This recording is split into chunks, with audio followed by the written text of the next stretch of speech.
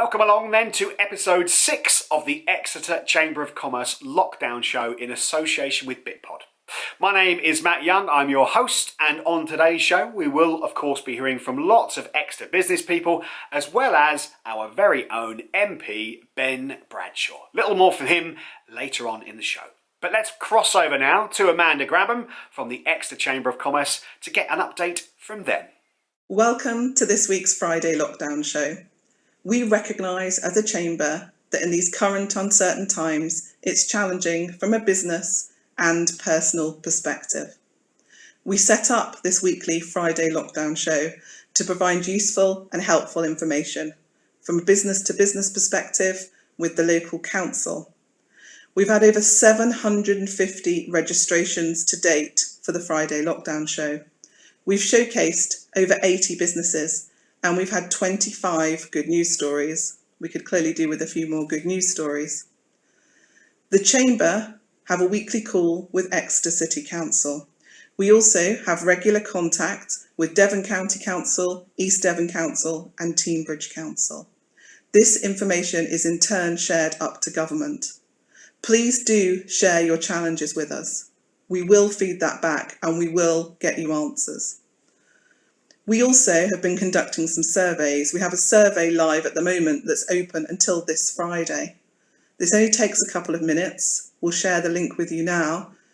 And this information is being shared with the local council and with the government next week. So please do take the time. It's important that your voices are heard during these challenging times.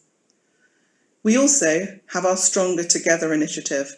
This involves many regional business leaders and council members working together to ensure a swift and a strong business recovery for the region. A key component of this initiative is Shop Local. We want to encourage businesses and consumers to spend locally and to support local business. Yep, I love the We Are Stronger Together campaign, a brilliant initiative to kickstart the local economy. Right then, let's get our very first guest on the show today. I'm delighted to introduce to you James Court. He is the Business Growth Enabler at NatWest. James, welcome to the show. Well, hi Matt, hi everybody in Exeter. It's fantastic to be here. The Chamber are an integral part of our community and it's just great to be one of the voices that people get to hear. James is here to talk about, amongst other things, bounce back loans, mental health and community. James, take it away. So it's great to be here today to talk to you about some of the points that I think are really relevant to the business community at this time. So for instance, the bounce back loan scheme, if you're a business, an SME, and you want to borrow between £2,000 and £50,000 up to 25% of your turnover, this is a great option for your business, fixed at 2.5%. It means that you can pay that in full or in part at any time, and you've got 12 months interest-free, repayment-free, and then 5 years after that to repay the debt. So you really need to build that into your cash flow and think about how much money am I going to need to get me through this crisis. Really drill into those numbers, involve your accountant if you can to look at the cash flow. Make sure you've taken advantage of all the schemes available to you through the government. HM Treasury today just released a really great Twitter link on their site that takes you through everything in a step-by-step basis. Make sure you've looked at all those schemes available to you as a director of a business and as a business owner. Make sure you've spoken to all your finance providers as well, and that's really important. One of the areas I think that we're all looking at here at the moment is diversification. I myself, as you all know, have been very prominent and visual in the business community, which is impossible at the moment in the way that things used to be. I've been drafted into internal processing of finance and loans. And just today I was training on how to take calls from our national call centre. Just that we're showing you some of the areas in which internally we're pulling in to diversify to help our customers. And I'd encourage every business owner to think about how they can do that, how they can diversify, how they can reach out to their community. Things like, Passion for Pie. Jason at Passion for Pie and I were talking just about how his business has been impacted, but then how he was able to look at the delivery side of the business and how that's really took off for him and how that's enabled him to reach parts of businesses that perhaps maybe he wouldn't have even thought of prior to the crisis. And I think that's a huge, important area for businesses to think about. How do I serve my customers? How do I create, as Scott Gould would say, really quality engagement with people? And also mental health awareness. I think that's incredibly important. I'm proud to be part of an organisation where I feel looked after, and that's made such an impact to me at home with two young 6-year-old twin girls, which is not easy. And many of you will relate to that. And many of you will relate to that from being lonely, perhaps, or on your own. And I think it's really important to engage with those people in our business community that can help you with your mental health awareness and that of your staff too, and showing real empathy to your teams, because every situation is going to be different. Reaching out to people like Vicky Barnes and Jill Hayes, who do great work across our business community. And then just thinking about skill sharing. Owen Richards from Air Marketing had that scheme recently where he reached out to the business community and was able to share potentially some of his staff from taking calls for people. The areas in which our business community have shared skills is incredible. Robert Camp sharing some of his brilliant videos on LinkedIn around how we're going to come through this as a business community are places and sources of information to really, really look at. Our own NatWest Business Builder program, jump online, have a look at that. It's fantastic. It's a really great place for you to upskill and to look at areas of your business that perhaps you haven't looked at before. You don't have to be a customer for that too. So I think it's about thinking about your cash flow, looking forward, taking advantage of all the schemes available, reaching out to your business community in a virtual way, and connecting with people when it comes to the mental health side of things. Whether that's a text, that's a phone call, whether that's an email. And I've been, just so blessed to be connected with people across Exeter at this time, even though I haven't been so visible. And I think the business community pulling together at this time is going to be what's going to get a unique and fantastic place like Exeter through this time. It's going to enable us to connect in ways that perhaps we hadn't connected before. It's going to force us to be diversified. It's going to force us to be innovative and creative. And it's going to force us to think about how we use our staff in ways that maybe we haven't before, and how we upskill as people and as teams and as businesses.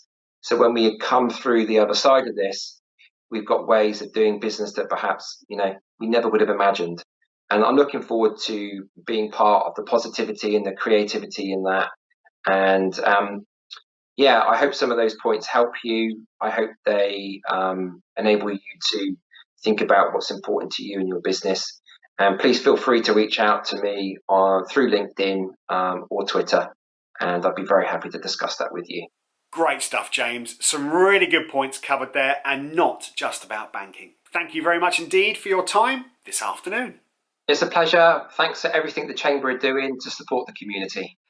Let's get our next guest on the show, and I'm delighted to introduce to you Patrick Furs. He is the Digital Director at Bray Leno. Patrick, welcome to the show. You're very welcome, Matt. Thanks for having me. Looking forward to it. Patrick is here to talk to us about how to reach consumers directly using digital platforms. Patrick, it's over to you. COVID-19 is clearly having deep and momentous impacts on how we live, work and socialise. And I guess this is particularly relevant when we think about how we shop and are likely to be shopping for at least the next few months.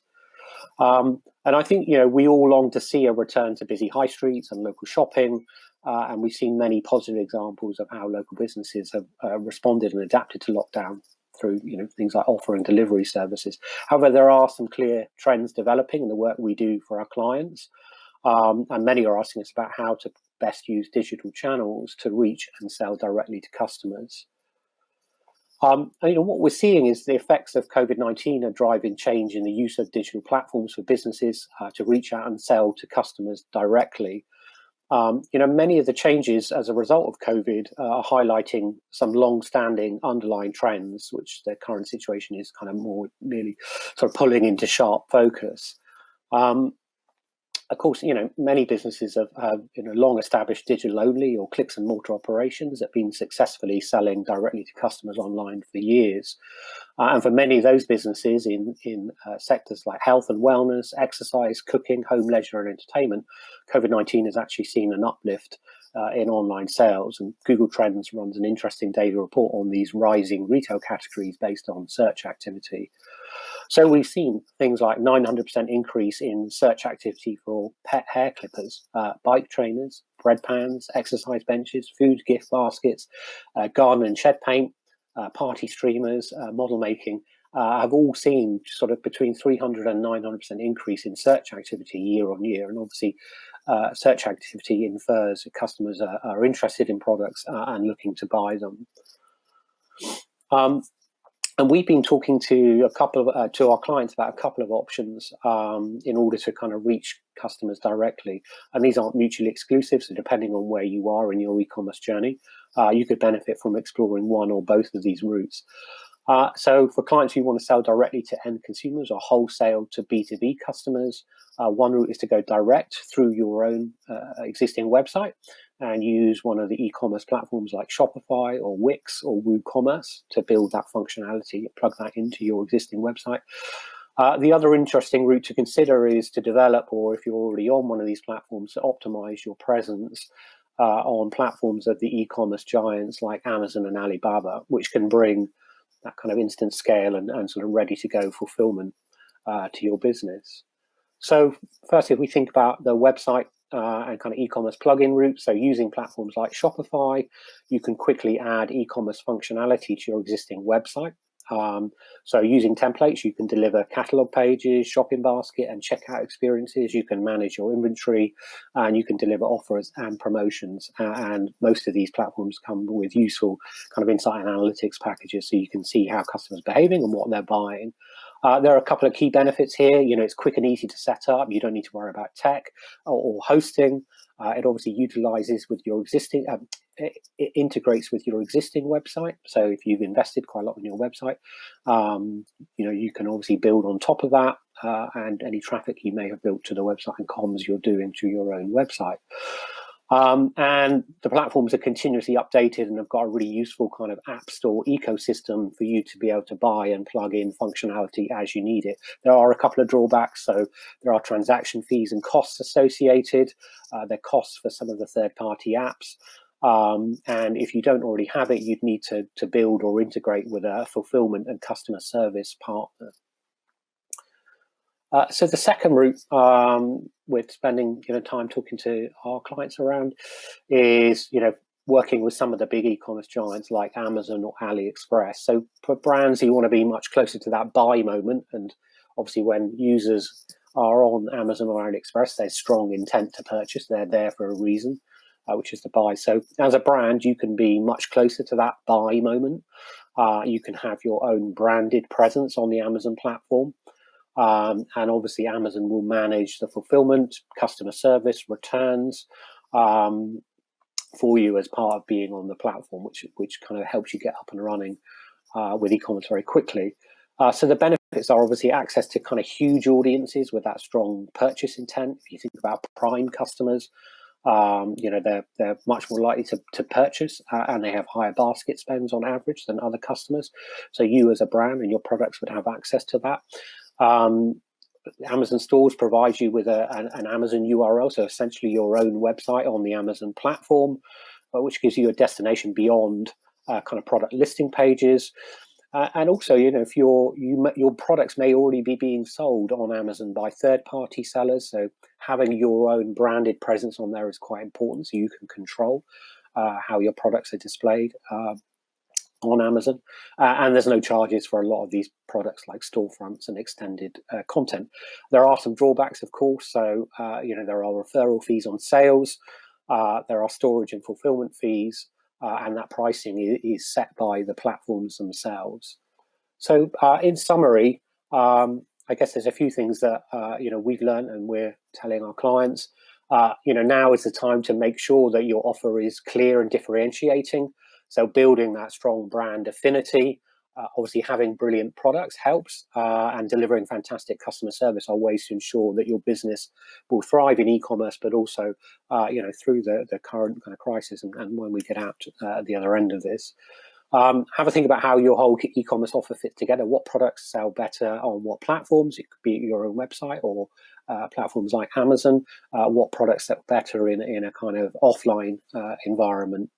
Don't fall into the trap of kind of build it and they shall come. So whether it's your website or a presence on Amazon, think about how you'll build awareness and drive traffic. And that's usually a combination of paid media, but also some clever and smart owned and earned media. So, using your own social channels can be very effective. And I think probably finally, a key kind of learning that we've made and advice that we give to clients is do less but better.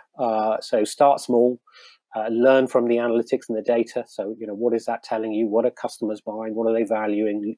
How are they responding? What reviews are they giving you? And then scale up based on that insight. Great stuff, Patrick. Some really useful tips there. Thank you very much for your time this afternoon. No problem, Matt. Thanks for having me. I hope it was useful. Okay, time to move on to possibly my favourite part of the show this afternoon, and that is the good news section. Now we're going to hand over to Barry from Axminster Carpets. If you've got headphones in or headphones on, just beware, this video is a little bit loud, so you might just want to turn it down a little bit. Just want to prepare you for it, because Barry is here to give us an update about Axminster Carpets, and he's doing that from the factory floor. Hi, just letting you know that we're still here at Axminster Carpets, weaving our traditional wall carpets. We're on site in Axminster, Devon. We've got slightly scaled down operations to allow for social distancing, but we are still weaving on site on a daily basis.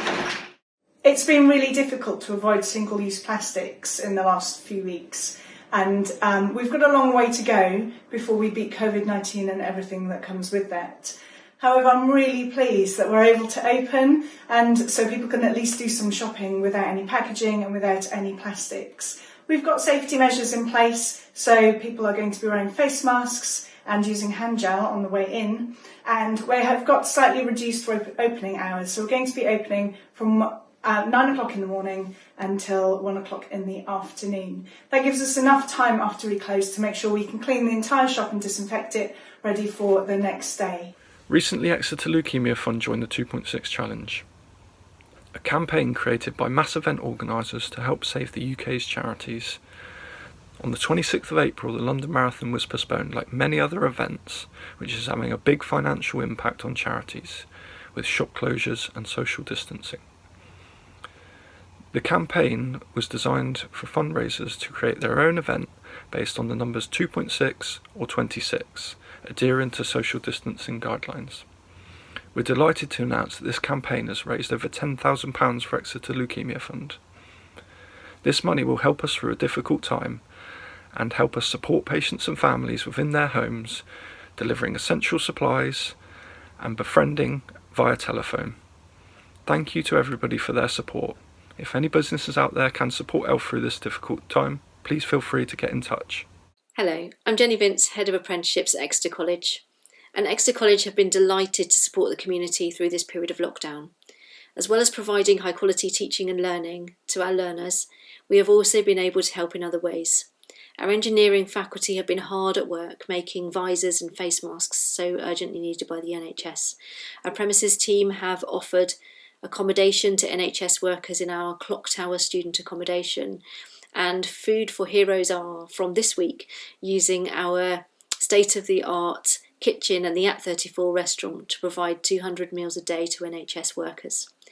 In my team, the apprenticeship team, we have contacted all of our employers, ensuring that they're keeping up to date with the latest government guidance on apprenticeships. We've also contacted the apprentices to make sure they're continuing to progress well and that they are safe and well. We recognise as we come out of this period there will be a need for upskilling and retraining, and the college is hosting a variety of virtual open events to this effect. Details can be found on our website. Also, if you're looking to employ an apprentice or be an apprentice, please do get in touch. Here at West Country, we've been proud suppliers to the catering industry across the South West for many, many years.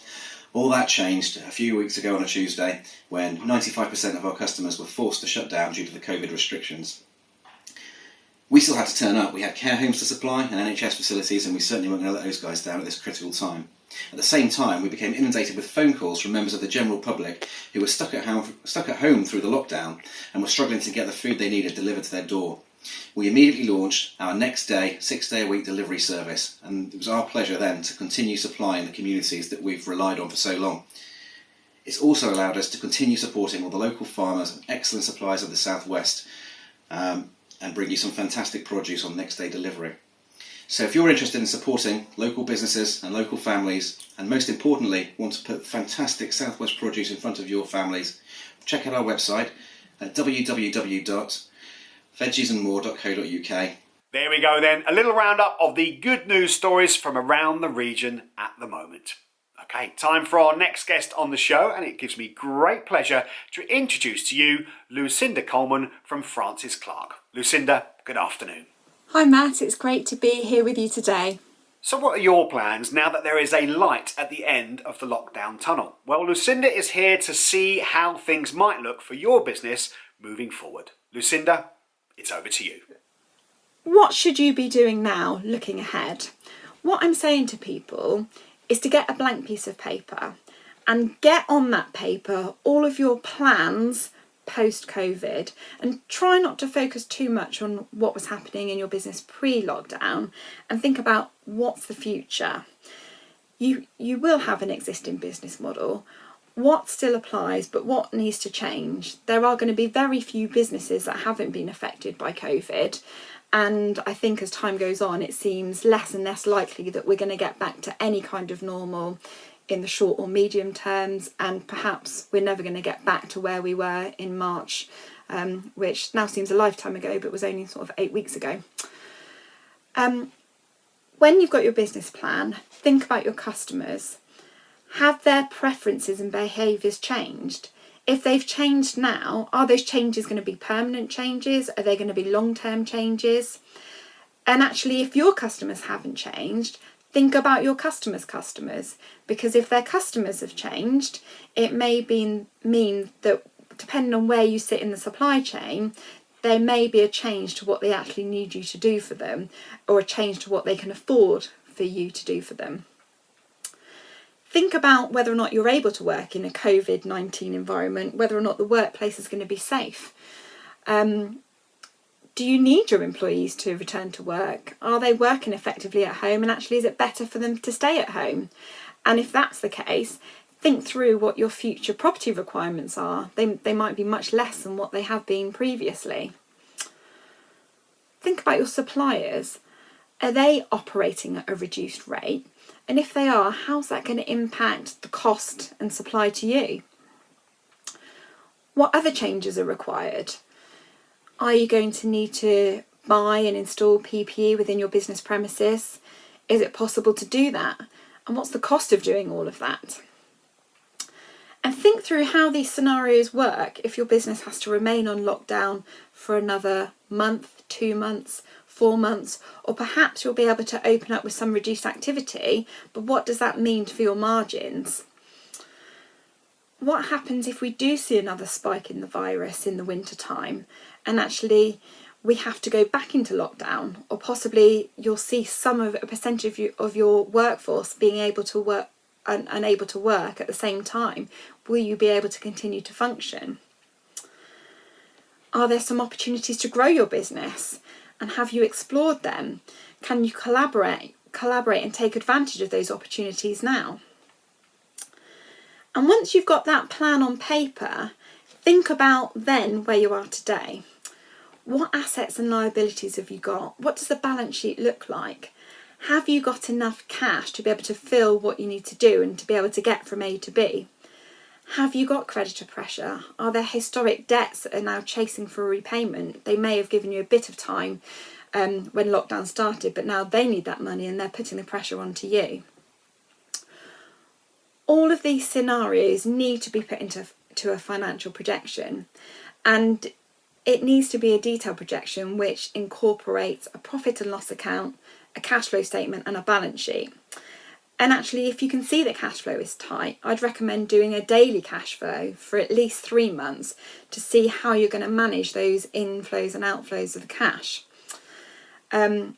You're going to need a range of projections, because all of the assumptions that we're making today, it's very difficult to make those assumptions, and actually things are changing on a daily basis, and I would suggest at a very minimum you have a worst, best and base case scenario.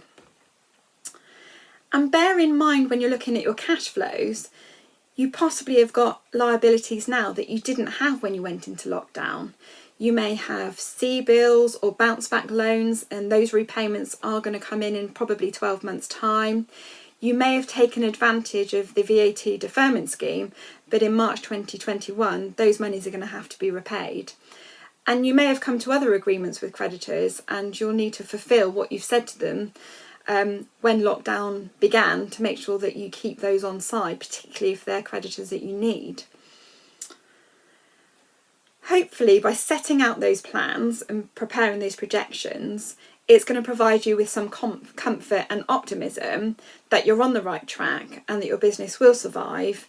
And actually, it's going to be a really useful tool to measure your performance and to continually evaluate your business's strategy. If when you do the projections it identifies that your business model isn't working, you're obviously going to need to reassess some of those assumptions that you've made and possibly make some difficult decisions to make sure that your business model is sustainable. If you are concerned about how your business is going to survive and get out of lockdown, I really urge you to seek some professional advice early on. There are a number of formal and informal restructuring tools that will enable you to restructure your business, and what you're able to do will reduce as time goes on and actually your resources and cash run out. There are going to be many businesses that need some form of restructuring, and the government have announced this week some emergency legislation which is designed to actually give company directors and business owners enough breathing space for them to get back on their feet. And some of those measures are going to be around preventing suppliers taking any action without going to court, preventing them cutting off the supply unless it's detrimental to their business. And there's probably going to be some new insolvency legislation which will cram down certain classes of creditors and actually force them to buy into a restructuring plan that you've put together. So if you are concerned, seek early advice.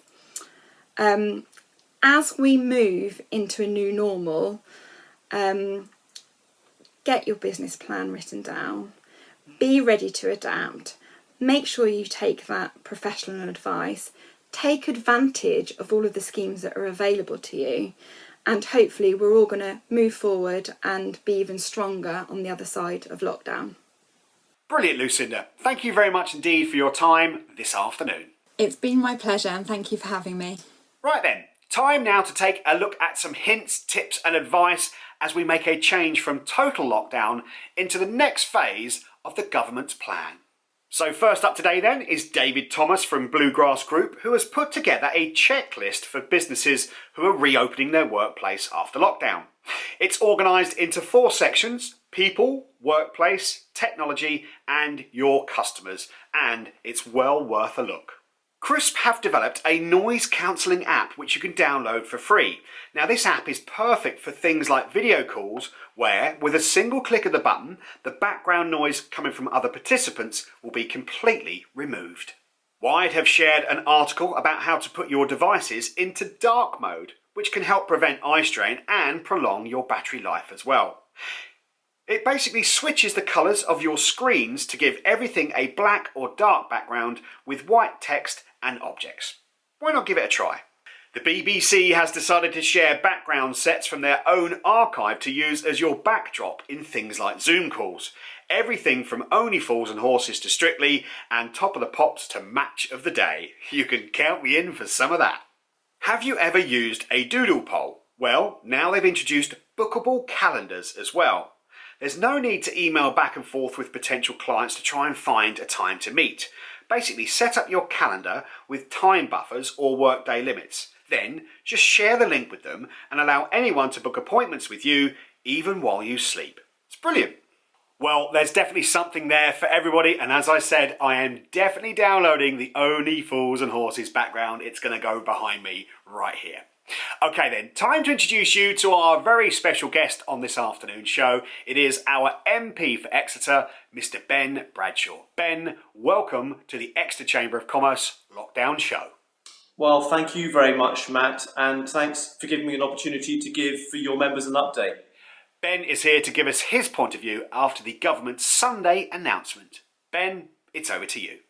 Can I first of all thank very much the Chamber itself and all the Chamber members, individual businesses and other members of the public who have been in regular and intensive touch with me since the beginning of this crisis. The information, the experience, the feedback that you have provided to me and my office has been absolutely invaluable in the representations I've been able to make to government ministers, but also to my own front bench who are having regular contact and briefing sessions with government ministers to try to ensure that the response of the government has been speedy and effective and without too many gaps.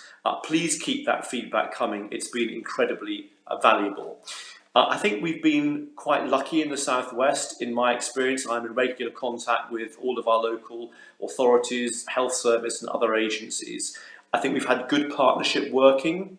I think you've seen that come through in our relatively low numbers of cases and relatively low numbers of deaths. And I'd like to thank all our local authorities and the way that voluntary organisations have also stepped up to the plate and done incredible work in the local community, helping some of our most vulnerable fellow citizens. But at the same time as being very pleased about the low number of infections and deaths in our region, in Devon and Exeter in particular, some of you may have seen the Royal Society report a couple of weeks ago that said that the Southwest region in economic terms was likely to be one of the hardest hit, and partly because of our heavy reliance on tourism as an industry.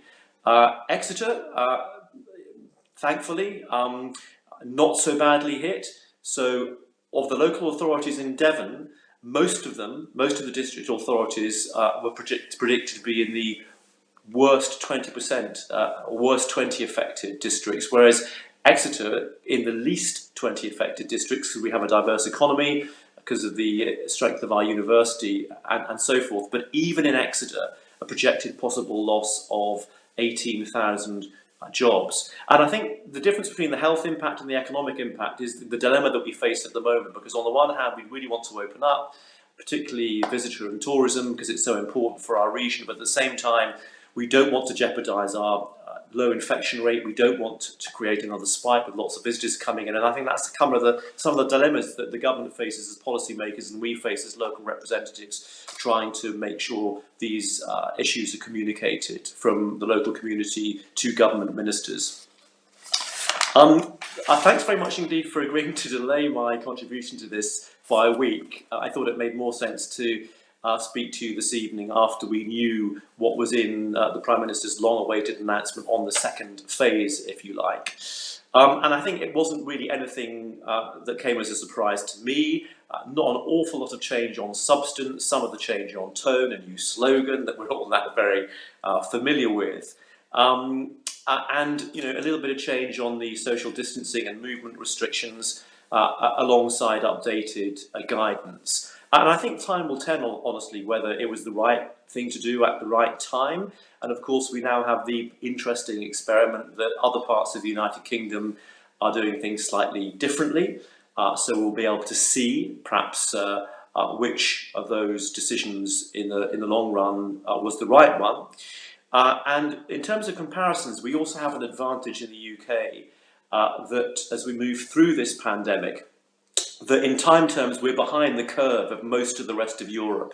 So we've always been about 2 or 3 weeks behind Italy, 2 weeks behind France, and other countries as they are beginning to unlock and relax their restrictions. We can learn, I hope, from their experience and from what happens there, and also from other countries that have managed the pandemic very effectively, like Germany and South Korea. So I think that puts us in a relatively good position as long as we do learn those lessons from other countries. Because I think we all know that in the absence of a vaccine or effective treatment, we're going to have to learn to live with this virus for some time to come. And living with that virus means we're going to have to be able to stamp down on sudden reinfections as and when they occur. And for that to happen, we're going to have comprehensive testing, tracking and tracing along the lines of South Korea and Germany. We don't yet have that system in place in this country. We don't yet have it in place locally.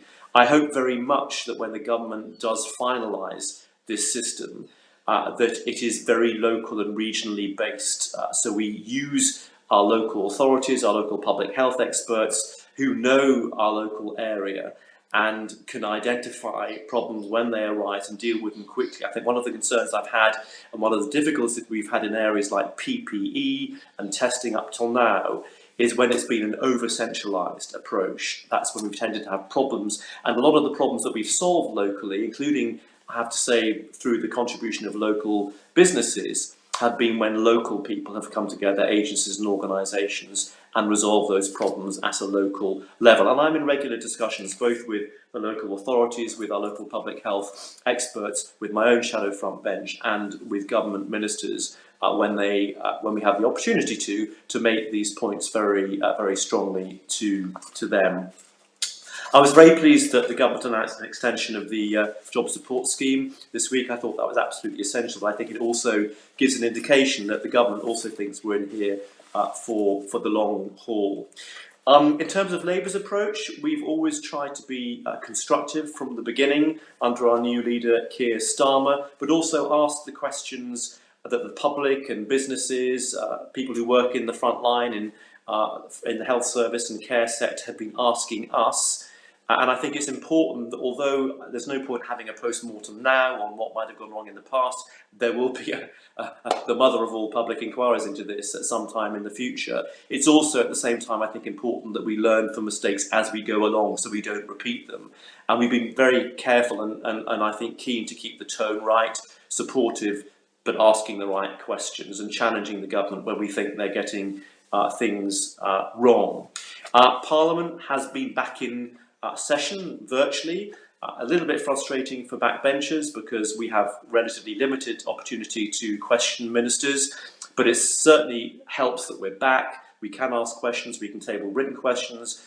I'm applying for questions every day. I've only managed to get in once so far, but our front bench can get in all the time. So any questions that you do think are being answered or want to be asked, please do let me have them. And I hope in time the hours that Parliament sits will be expanded. And we also this week had our first virtual voting. It's very good, it works very well. Don't know why we haven't had it before, and maybe if we're going to be changing our working practices, we may have it for some time to come. So in conclusion, I hope you think that's a helpful summary of what I've been doing, working from home along with my staff for the last few weeks. Very busy, as you can imagine, with constituency casework. Please keep the information and the questions coming, and I look forward to seeing you when this is all over. Thanks a lot. Ben, thank you very much indeed today. I'm sure I speak on behalf of everybody involved in today's show in thanking you for being with us. Well, thanks very much for having me, and I look forward to seeing you in person when we're through the other end of this. Right then, time for the and finally part of the show. As you know, another favourite of mine, and it's time to find out what non-playing rugby players at the Exeter Chiefs have been getting up to whilst they haven't been able to play rugby. Boys, take it away. Hey guys, here at Exeter Chiefs, we're doing our best to stay connected with our supporters as a part of Premiership Rugby's Make That Call campaign. I've just got off the phone with Roger and Betty Pugsley. So I've just got off the phone with Peter Stone, a season ticket holder at Exeter Chiefs. So I've just been on the phone to Paul.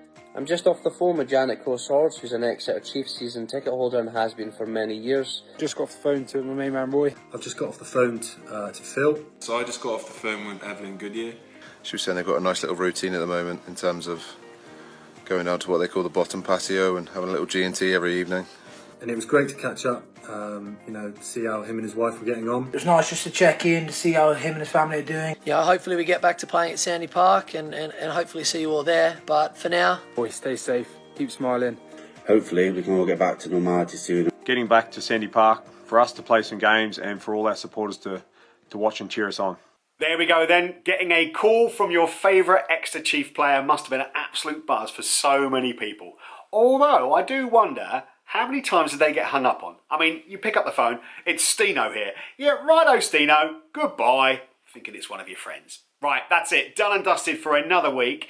Thank you to all of our contributors on this afternoon show. Your time to us is very valuable and really helpful. It helps create what we put out every single week. But most of all, thank you to you for watching this Friday afternoon.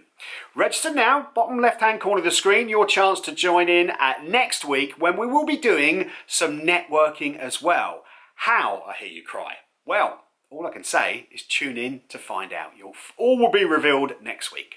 Until then, have a fantastic weekend. For those of you who always watch the show, yes, lockdown beard went.